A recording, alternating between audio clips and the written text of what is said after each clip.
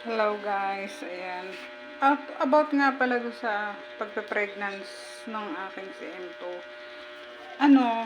Hindi siya natuloy kasi lumaki lang yung kanyang tiyan pero lumaki lang yung nipples niya pero hindi siya lumaki yung tiyan. Parang ganito siya. Ayan. Expected ko kasi ngayon siya first week ng August. Pero biglang nawala.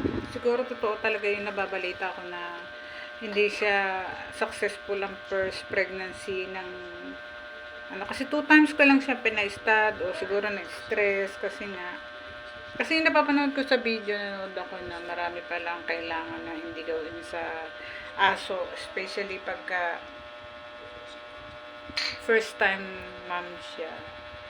At saka siguro may pagkakamali din ako nagawa kasi yung iba kasi 3 times daw, 2 times ko lang siyang pina-stud at saka ang ginawa is artificial, hindi siya totoo talaga na bumaba si M2 sa kanya.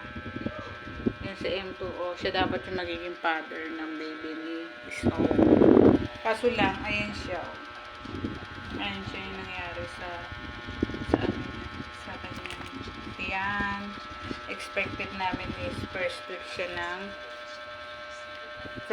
siya ng August manganganak, pero parang since nawala naman siyang laman, sabi nga nila natunaw daw. So natunaw daw yung niya,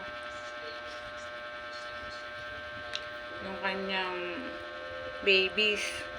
So totoo pala yun guys, kasi as a first time ma'am kasi hindi ko kasi alam ang mga ganyan. Kaya lang may napanood ako sa YouTube na isang video na kailangan pala o siya papaliguan. Pero hindi naman siya pinaliguan nun eh. Siguro mga 2 weeks before stud niya, tsaka lang siya pinaliguan. Kasi awang-awa na ako sa kanya kasi parang init na siya. So, no choice ako. Yun. Tsaka mabait naman siya. Siguro na-stress din siya kasi ginupitan ko siya.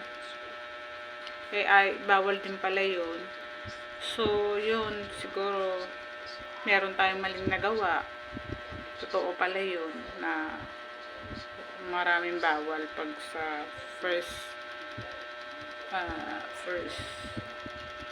stud ng aso. So siguro hindi ko muna siya i-stud ngayon, pahingahin ko muna sa next na lang niya.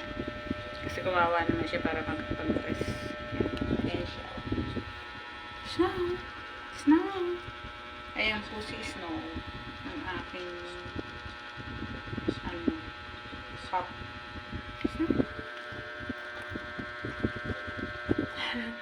Siya.